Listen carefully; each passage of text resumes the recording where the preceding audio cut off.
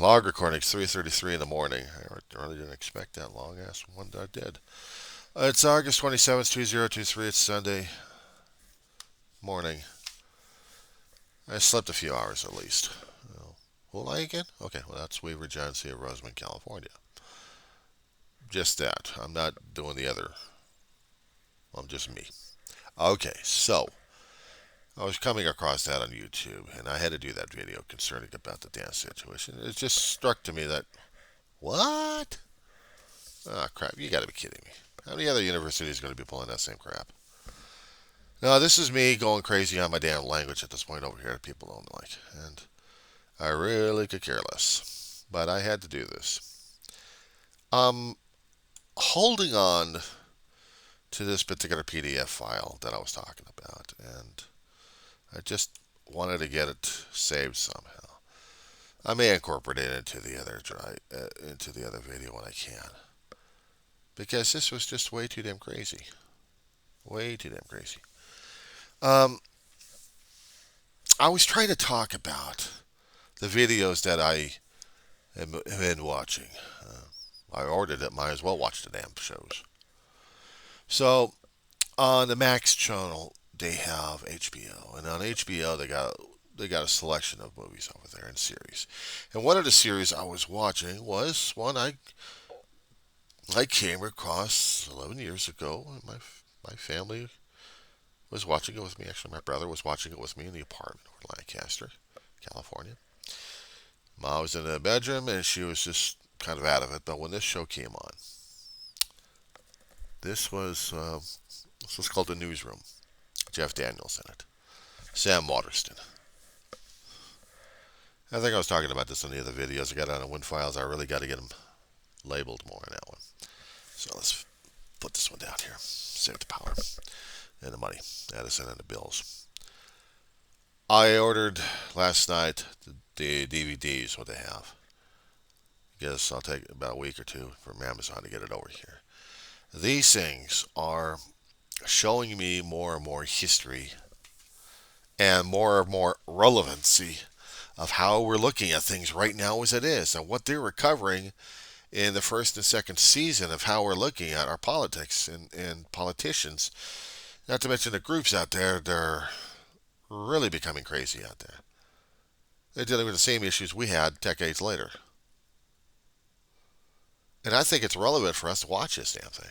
I mean, if you actually got HBO, if you actually got the cable, or at least on streaming, then probably you're able to find the newsroom. I know it goes about one or two, 1 to 3 seasons, but this was important. I mean, this is not exactly like watching The West Wing. I mean, that was important too. To me, it was like a docudrama of a sort, even though it was may have been created out of a mind here, but it was showing me inner workings of how the White House could have been working as in a certain administration and a certain party lines or something like that. I'm a lifer when it comes down for being a Democrat. I'm what they call a libtard or a libturd. So watching The West Wing, yeah, I mean I'd like to watch it for every once in a while, but not on a constant basis where I've got an affliction. I've got an affliction to this thing. I must watch this because I must watch this. I must watch this. I must watch this. No, that's not going to work. Not this kid. Anyway, but seeing the newsroom is dealing with the news that was happening back then and reactions and actions and personal relationships and dramas and like that happening on there. But when they started covering stories left and right, they're trying to run around left to right. I was like, okay, now we got action here. But it was you had to listen to the whole thing. You had to listen to the people talking about it. It's not just the little things happening to them that actually matter the most. There was also talking about things happening within the news story itself, the news cycle, regarding the events that they were covering. And I was listening to all of this, and it was applying. It was applying to our time right now. our interpretation of how we're looking at things, how we're looking at the political parties, how one particular Tea Party had mutated into something that we don't even recognize, but it's called the Trumplican Party, actually. And that kind of mindset there. How the conservative GOP mutated into this form, I don't know. But looking back at what the GOP was supposed to be back then, it was still under attack by this cancer. I know it's a different constrictive way of looking at things, but controlling people left and right, I'm looking at the stuff happening today. I mean, yesterday in Saturday's news, they were talking about a shooting out in Jacksonville, Florida. This one lunatic comes out of a college dressed in body armor, had a Glock, and had an AK-47. So he goes out and he murders people left and right. He had left manifestos to different police departments out there stating what the hell he was going to do. And he went out there and he shot. A lot of people injured. 3 people died so far as of the time of this recording. It's still 3:39 in the morning, and it's still August 27th, 2023. It's Sunday. So as of right now, the only thing I know is about there's 3 people dead, and a lot of people have been wounded. And the shooter's dead. But he left his mark on a lot of people out there. He didn't care. He was going out there to murder. Because he hated black people. And it was surprising to hear the police chief who was doing a press conference. They've got it on YouTube on this one. And the only one time he uses the word what the manifesto out there was proclaiming. He used the word one time only. The N-word. It was very revolting using that word. Here's the weird thing about it. I hear it being used all the time out here, even by the black community. Not all of them use it. But there are people do use it. Now the thing is out here in this community that I live in, this community area, I've got people coming and going. Every several months I see a U-Haul truck coming in and going out with furniture, or another U-Haul truck coming in with furniture and offloading. Past week, there had been activity in one particular apartment complex, and we have 5 buildings, A through E, and A building, the area that faces the courtyard, we have a family moving out. Unfortunately, they've been here for several years, but we've just never been able to get along. I don't know why. Just never been able to say hi to each other and say what's going on. So, missed opportunities, unfortunately. I'd like to get to know some of my neighbors over here, and a few of them actually do know of and are acquainted. And I try to keep up an attitude here of saying, hi to neighbor, how you doing? Not like, oh my God, you're here? What the hell are you doing here for? Get out of my area. Turned out to be a male Karen at that point, if I'm going to be thinking that way. And I don't like being that way, I don't like thinking that way, and I don't even like feeling that damn way, because it sucks on the inside. I'm going to have to look at my neighbors like, what are you doing here?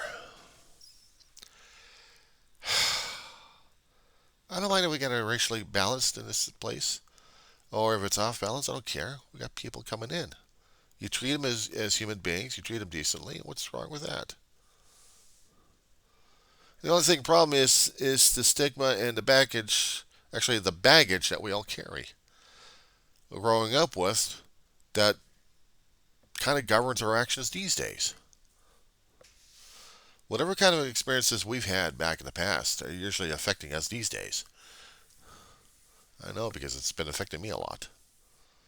And I have to keep it under control. I have to keep it under control. I have to keep it under check. Now, I tried to explain it in my earlier videos.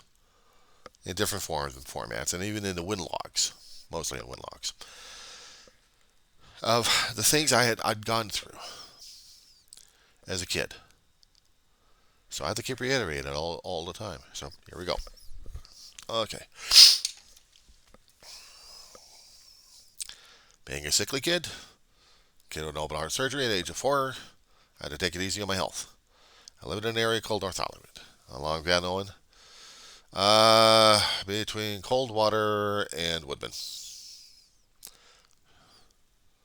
Or if you want to shorten it up, Fulton and Ethel area. Well, actually, yeah, between Coldwater and Ethel. Fulton, actually. Yeah, just kind of looking at Google Maps right now, but if you looked at it maybe 40 or 50 years ago, area would have been a lot different. But we had racial diversity. We also had racial prejudice as well in the neighborhood, especially if you're white. Some of the black kids across the street in the government-sponsored buildings that they had over there, the projects they called it. They didn't like white people. But they would go over to the local school. It's there that you had to get along with people. Is that you had to get along with them, or you got into fights? I decided I still wanted to get, hang around. What's wrong? What's wrong with that? I'd seen Oriental folks. I'd seen black folks. I'd seen Latina. And it didn't dawn on me of having that kind of a racial tension going on, or racial hatred. If you're going to be doing rotten to me, then either I respond in kind or try to ignore the living crap out of you, unless you're going to be beating the shit out of me, then it's a fight. But I still had to take it easy on my damn chest. But even the Cub Scouts they had during that time, they tried to keep it racially mixed in there. They had Cub Scout packs and dens all over the place. Certain areas they didn't go into, and I wish they had. I loved the scouting life, but you move in an area that didn't exactly sponsor that kind of stuff, so you're out of luck. And besides, transportation to and from a different neighborhood eats up gas money. So some things I really could not be part of, unfortunately. And a lot of them were based out of religious-based groups. Sometimes they were selective, unfortunately. But I tried not to. I didn't have any concept of racial profiling or anything else like that as a kid.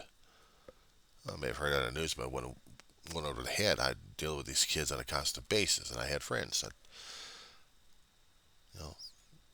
as long as I was nice to them or tried to do nice to them, be of service or try to be a good kid,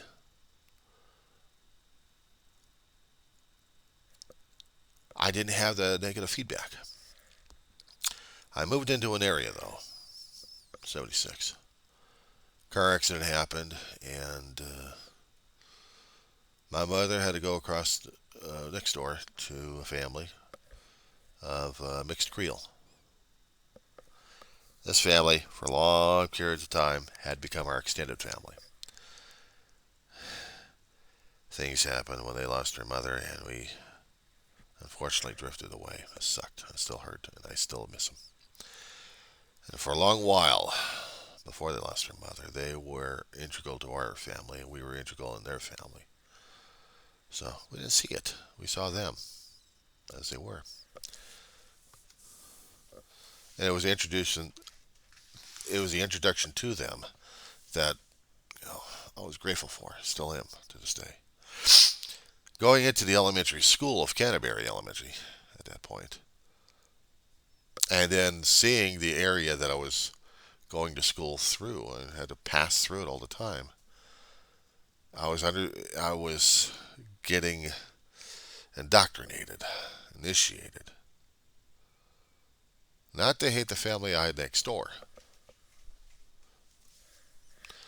but I was starting to hate the Latina a little bit and the blacks because they were being pain in the asses because I'm a white boy. I had very few white friends over there. I had one guy named Ricky, Carrot Top Kid.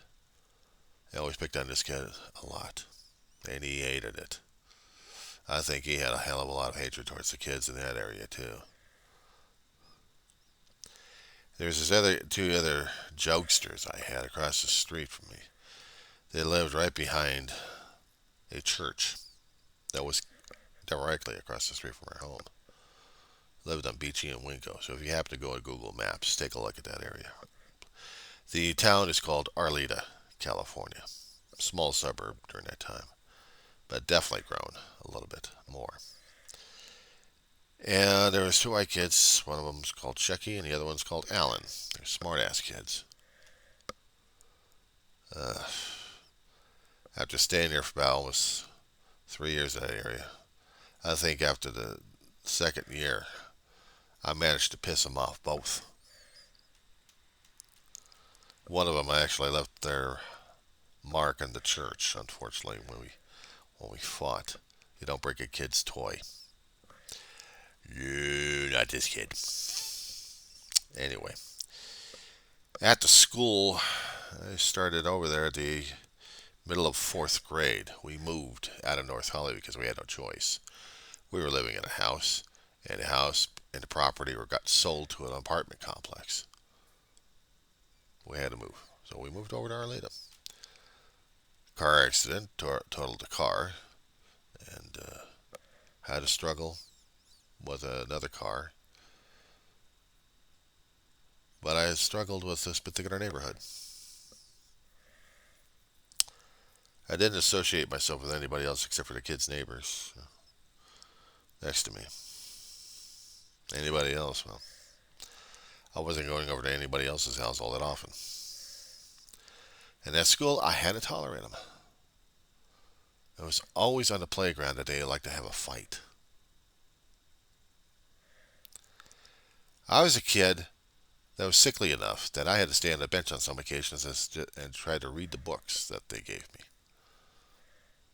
And when I was actually able to physically get into the activities of PE and lunchtime activities, there would be a fight happening on some occasions. There was a game called Sacco. You have goalie areas over here, then you had the two combatant areas here. And the thing of it is, it's hard rubber. Well, it's still hard enough to put lumps on you, especially when you get hit upside the head or in the gut. And the goalies on the outer ends would throw to the guys in the inside and knock their ass out. Or was it the other way around? We get knocked out, we could put it into the goalie areas, but the two main areas are usually throwing balls at each other. And they hurt. First one in, last one out. Yeah, right. I was the last one in and first one get knocked out. And I'm hearing these kids using language. They were using Spanish. I didn't understand the damn shit they were talking about. I didn't speak the language. We didn't have any language classes during that time for me to understand it in the first place. But they would be cussing and cursing at me and laughing their asses off because they thought it was damn funny. I thought they were friends, but they weren't. Not really. There was one Latina girl that I actually had a crush on.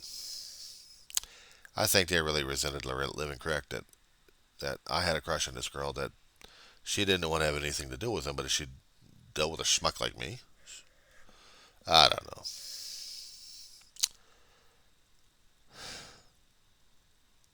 But she stole my heart.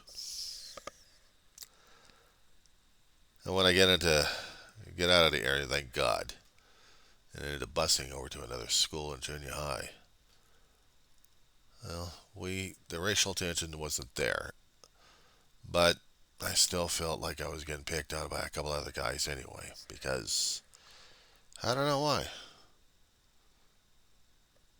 I thought I was well balanced over when I went to Patrick Henry Junior High in Granada Hills, because we really didn't try to hate each other. That was the thing.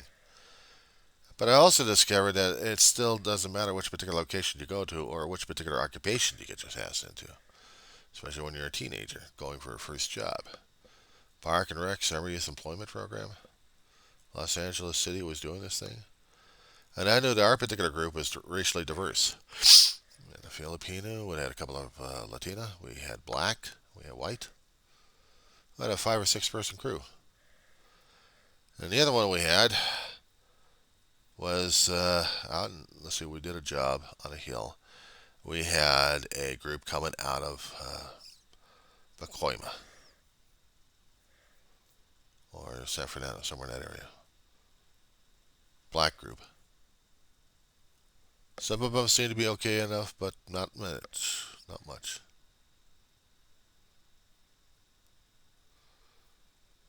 And they got into a fights with us because something said, something happened, and fights were on, and we all got yelled at by our supervisors. We didn't get fired, but we got yelled at by our supervisors and got put on warnings. And told we were not going to be integrating our group with each other at this point. But our group was already integrated enough anyway. We worked with each other. We didn't try to kill each other. We laughed and joked about things.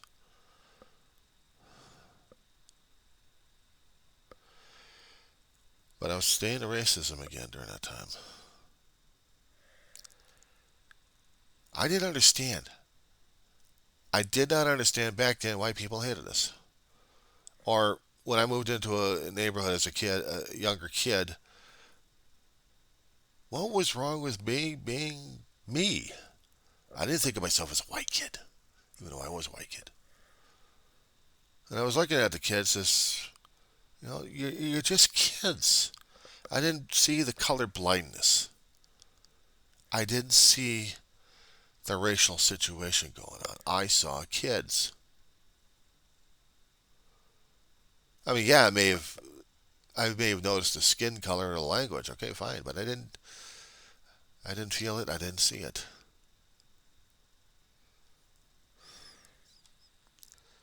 But I experienced it. To this day, I still can't understand the damn shit.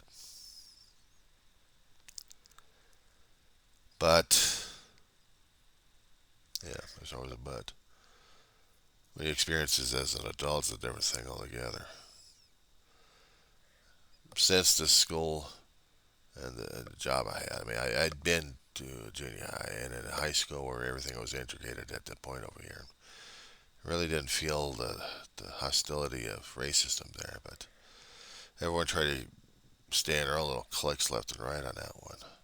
And I still didn't pay attention to the damn thing.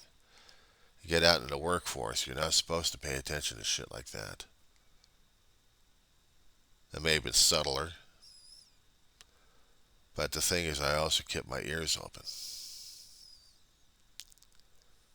I kept my ears open. And I didn't hear it. If it was subtle, I wasn't picking up on the damn thing. But the thing is, I looked at people as individuals, and even if they were supervisors and they were of color, I didn't care. You're the boss. I'm here for the paycheck. That was about it. Going to a college campus as a teenager, getting out of high school, I saw the racial diversity over there. But I also saw racial integration.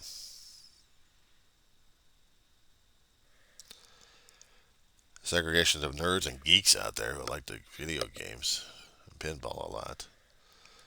Some of them were actually geeks and nerds in the library that studied like crazy. A few of them were politically active. But I really wasn't looking for the hatred level because I wasn't there. Decades later, I moved into this particular apartment complex with my brother on a survival basis. There was and this is where it gets hard on this one. This video is going to be a lot longer.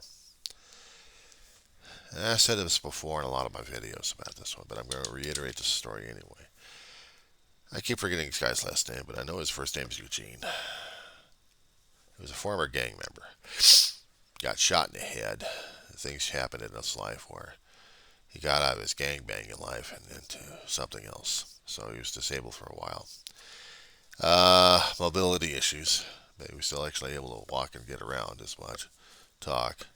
Laugh on some occasions. But I can tell you something, that he still has racism going through him. My brother and I get over here. And originally, he looked at my brother and me, I guess, with a bit of sympathy. The neighbors coming in here without a pot to piss in, literally. He gave us some cooking gear. We actually got some food somewhere, and we actually were able to survive for a bit. Well, we got our own cooking gear back over here in this apartment. We were trying to make friends with the people out here. They actually had this round table thing going on, they called it.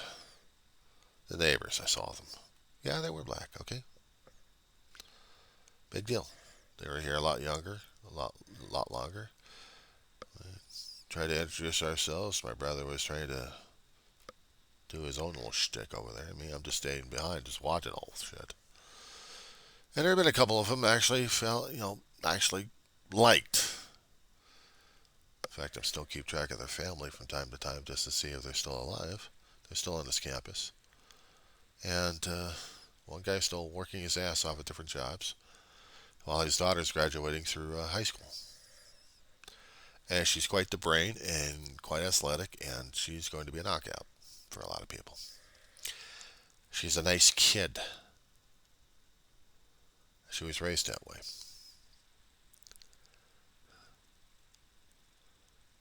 And the mother's disabled. She's studying to be a lawyer. She's got a lot of spunk. I like that. We just haven't seen enough of each other from time to time, unfortunately. Wish we had. But they're good people. Eugene, we'd see him from time to time. David passed away. I still see him from time to time until we had a bad incident happen a couple of years back, and then we haven't seen eye to eye since. It seems like the kids over here still have a problem concerning about white people. So we avoided each other like the plague after that. My other videos will probably explain a little bit more in detail and depth on that one. All the people that I came into this complex that I've met, most of them already moved off. So we got new people coming in, and kids growing up that I used to know that were mouthier in hell are now young adults. I still try to say hi to them. I don't get into any of the major conversations unless there's an opening there. The kids are coming out.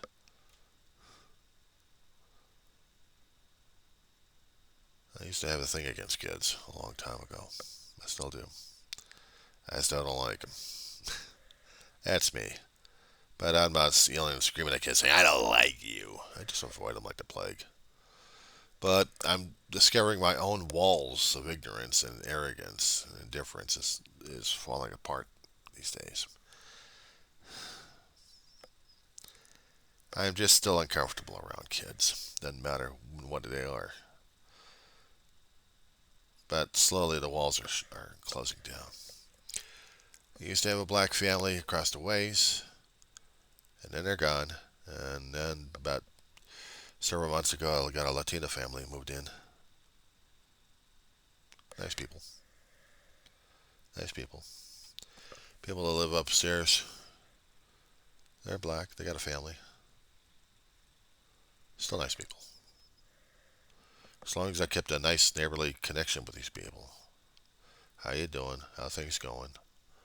Try to keep conversations pleasant that way. I was saying, what do you want, you sorry son of a shit dog? Oh God, I can't stand that. I know some days I have a problem concerning about racism in that situation, though. And the thing of it is, when I look at it, it's missed opportunities. Neighbors getting to know neighbors, except letting the other neighbors slip by, and it's I got this thing about people leaving me. I have expected of being friends and neighbors with everybody in this complex over here. Some people I just couldn't. Eugene and I with the fallout, and he's still got that arrogant attitude that's saying everything's my fault, so he's, don't talk to me, otherwise I'm going to be a pain in the ass. That kind of attitude.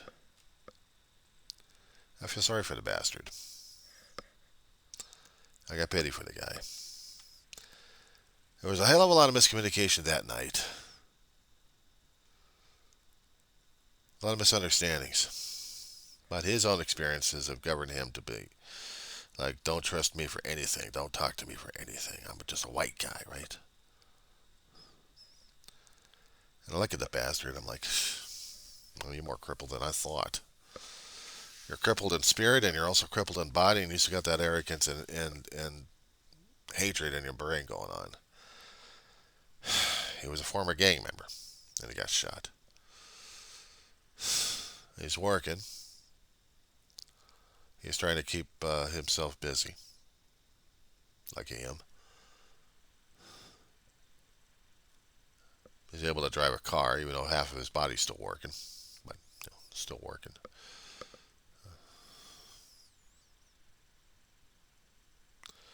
But still, we don't talk to each other anymore. We used to, but that time, a couple of years back, young lady comes into the property, midnight. I'm just about trying to fall asleep. And all I'm barely hearing is Eugene chasing this girl around for some damn reason. She's trying to get people's help. Attention. I don't know what the hell's going on with her. Next thing I know, the damn main alarm's going off. She's pulling the main alarms, trying to get attention. She's strung out on something. And she don't trust you for anything. She keeps saying that he was going to rape her. Allegations were never proven, so I don't know what the hell happened. Next thing I know is I'm getting my dog ready to go, and I got to go outside to see what the hell is going on, and she's pleading for help.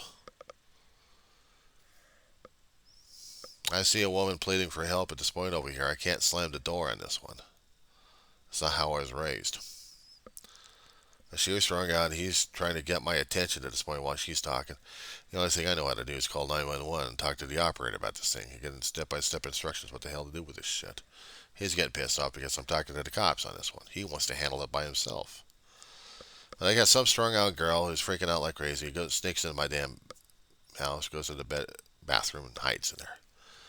And he's got a problem with this shit because I'm talking to law enforcement. I feel like I betrayed his ass.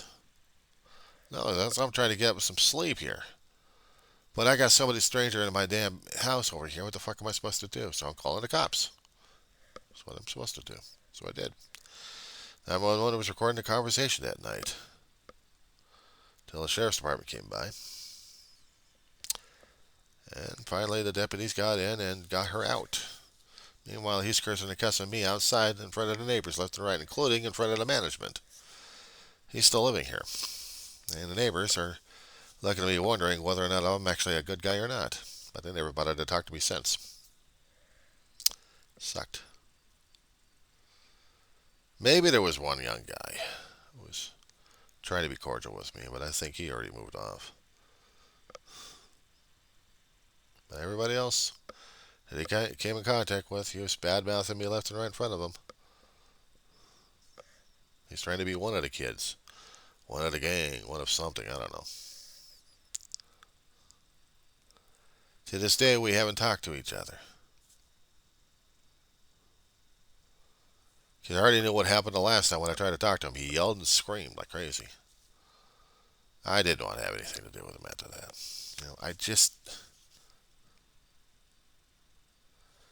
It's like maybe the relationship wasn't worth it. Maybe it wasn't meant to. But at the time, I thought it was, and now it isn't anymore. It made me feel very uncomfortable about the whole situation. So I was like, forget it. Forget it. I can't deal with this lunatic. Not about to. So the only thing I can do right now is just handle with what I've got right now. and try to live and deal with it as best as I can.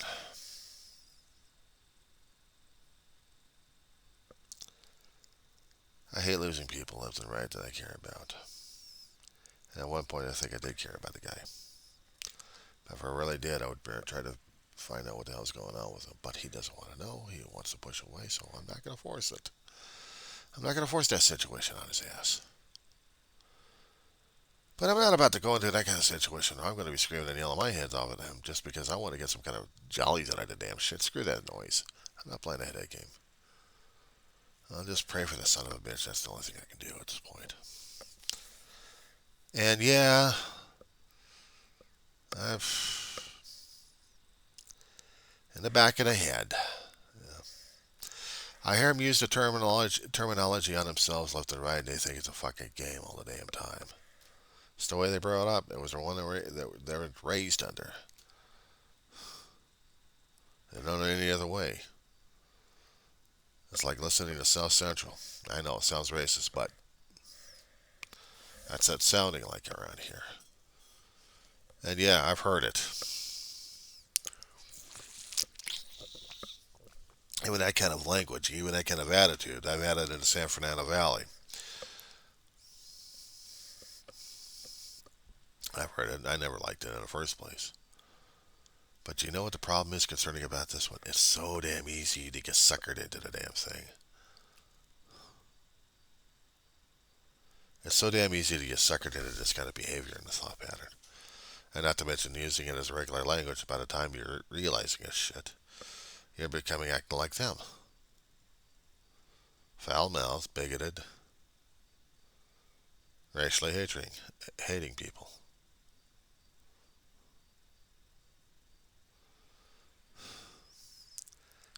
I'd rather not do that. Because now I'd be tainted at this point. Where I have to guard my mouth and my actions all the damn time. Because I'm still remembering what it was like a long time ago, and I'm seeing it these days in front of me in adulthood. It's not how I was raised a long time ago. I wasn't raised to hate people left and right, despite color or race or religion or creed or whatever the hell they got. Just accept them as human beings. But if they don't want to accept you as a human being at this point over here, I'm going to have to hate them for that? Belittle them? I'm going to have to tell them that what I think they should be or are or anything else like that? I'd seen results of this. I don't want to go there.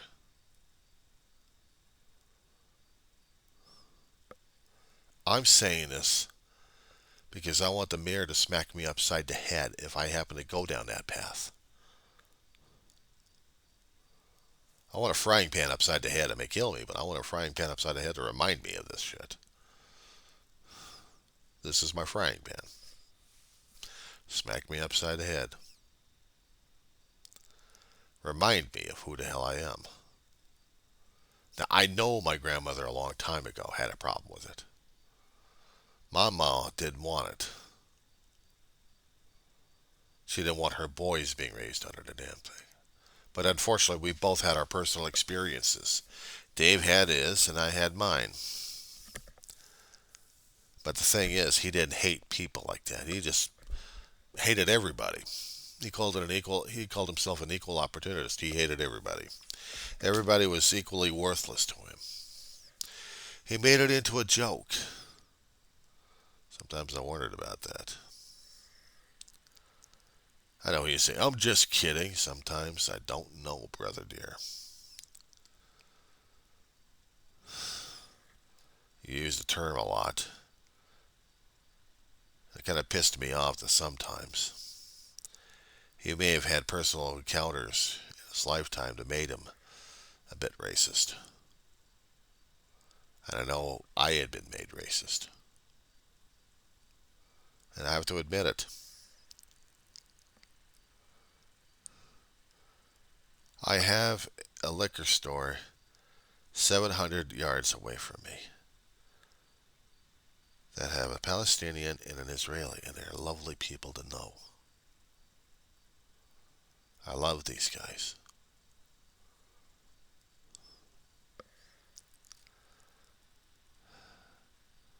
I got an assistant property manager over here. I've met her and the manager over here. They're good people.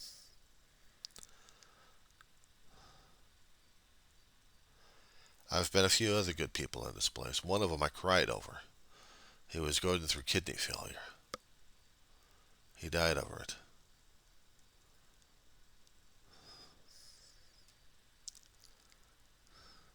They were black and Latino a little bit. And I met and talked with his family a lot. And I remember him.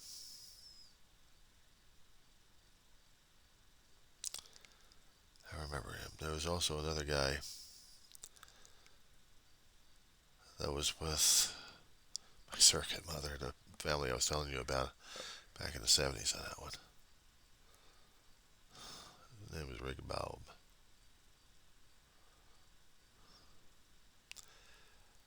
My brother, when he was a lot younger, would mess with him, saying, "Hey, what's going on, Pop?" "I'll pop you. I'm a former Marine. Yeah."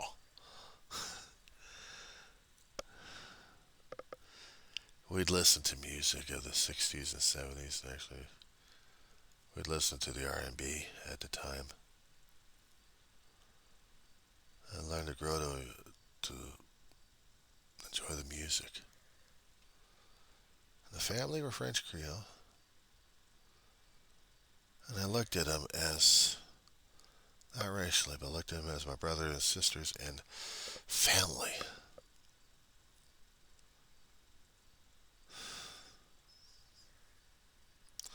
To me, family's everything. Family's everything.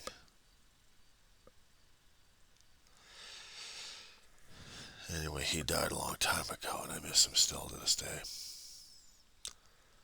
He and my surrogate mother are together.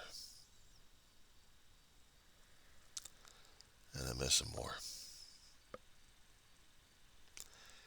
Ever since the passage of my own family and losing the connection with the other family, I can't tell you how lonely I feel sometimes. Most days. It just hurts. It just hurts like a son of a bitch. See, I want to keep the love of my family going. I want to keep the love that I have and had in my heart all the time. Because I'd seen the opposite end of a damn thing, and I don't want to go there, damn it. It's not me. It's not me. And I have to be reminded of this. I know you got the love, you shouldn't be, you're on a bed, you can lose track real fast. In my own personal experience. I don't want to go down that route again. I really don't.